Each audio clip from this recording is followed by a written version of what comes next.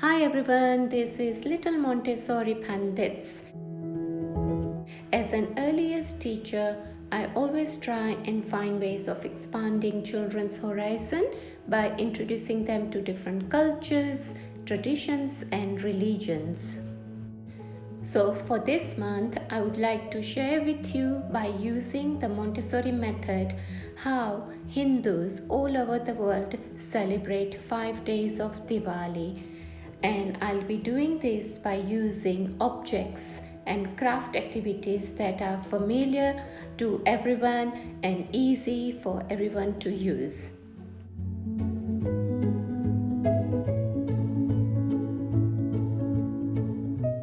All the activities are eco-friendly, as I firmly believe that we should try and use things from our environment. I'm sharing with you 8 Diwali activities that you can do with your child over this festive period. First activity: glass jar lanterns. This is a very easy activity to do with a toddler as young as 15 months. The things you will need for this activity are some recycled jam jars or candle wires, some transparent paper and glue. I'm using homemade glue, which is totally eco-friendly. A recipe for the glue you will find in the description box below. All you do is turn the jar upside down and you apply the glue, and then you stick the transparent paper. So you show the child first, and as always you then ask the child if the child is interested in continuing with the activity, and if the child says yes, then just let the child take over, and when the child needs any help, then you guide the child. The purpose of this activity is to give child the opportunity to explore different materials and having fun. In India, it is very common to use toran, which is a fresh leaf door hanging, to be hung during any auspicious occasion. Sometimes fresh flowers are used, and when you don't have fresh flowers or leaves, then people make them from paper as well. I'm in Germany, so there is no way I will be able to find fresh mango leaves or bitter nut leaves, so I'm using fresh grapevine leaves and maple leaves. This activity is done with children 4 years onwards. You will need some fresh leaves, scissors and jute twine. Measure the twine to the width of the door and making sure that you leave some extra at both ends for tying. You can see in the video that I've taken a leaf and I'm bending the middle vein that is sticking out towards me to make a loop.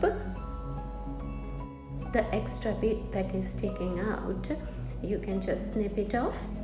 When all the leaves are ready, you take the jute twine and thread all the leaves through the twine, and your toran is ready. This activity is so simple, and children learn a lot about their environment and how to use natural materials. Cinnamon PlayDoh. This sensory activity is very good for the senses.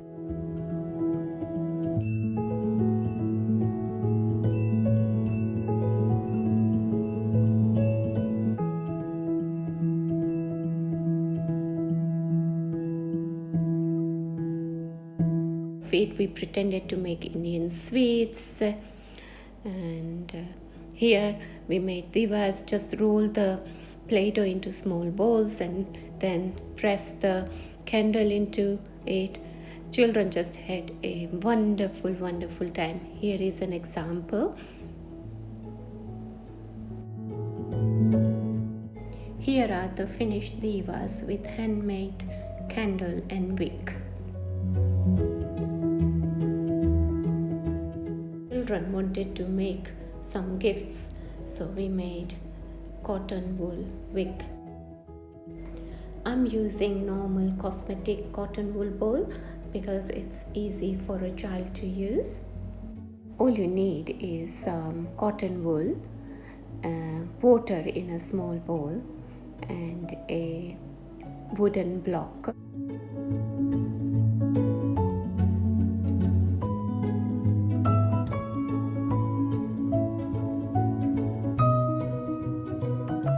Split the cotton wool ball into 3 parts.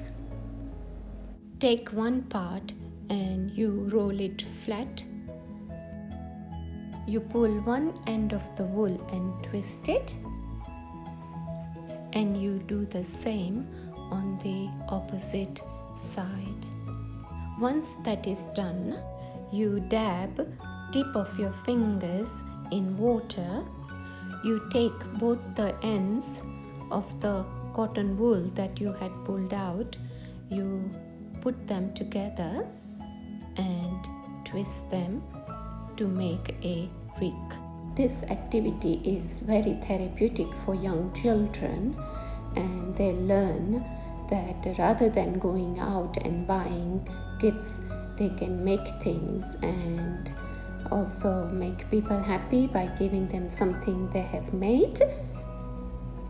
This makes children proud of their achievement and makes them happy for accomplishing something.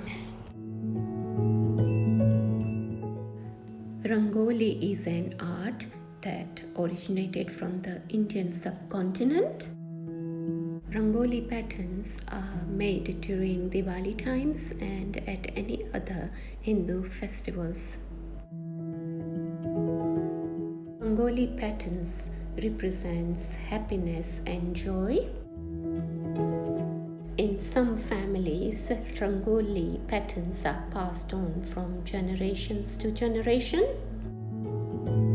Rangoli designs are done at Diwali time or at any other Hindu festivals. This activity is done with children 4 years and upwards. I'm using dry mung beans, chana dal, maize seeds and rice. I'm just showing Woody what to do. This activity really supports further development of fine motor skills, and children learn to concentrate as they have to follow the lines on the pattern. It is very simple, effective, and the children immediately see the results when they finish the Rangoli. I will leave the Rangoli pattern designs on the shelf so Woody or Pippi can repeat this activity, and they normally do, children at this age, because they like to master their skills, and once they have achieved that, then they will move on to another task. If you'd like to download the Rangoli patterns, you will find the link in the description box below.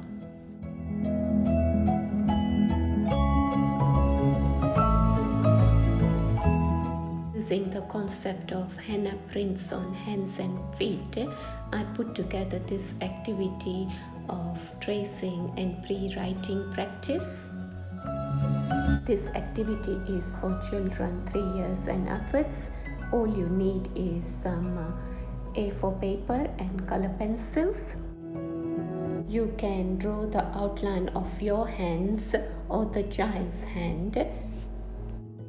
First, guide the child how to color inside the hand.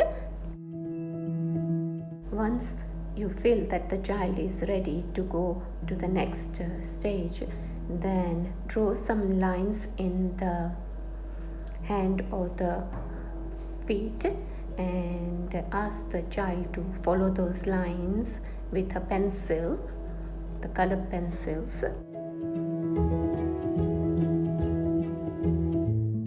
As the child progresses, you can let the child independently draw patterns in the hand, and also let the child be more adventurous in terms of making his own patterns.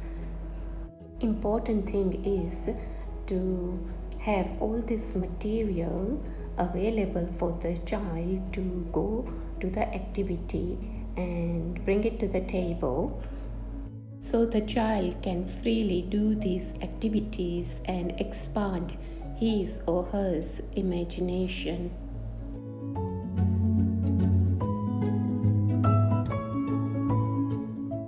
My last activity is the story of Diwali. So Pippi and Woody, every evening or even during the day, they would like me to read this story to them, and I'm very happy to do so because I know that they are interested not just in the story but also in the environment that I have created for them at home, to learn about their culture, and when their friends come around, that they can share that with their friends as well.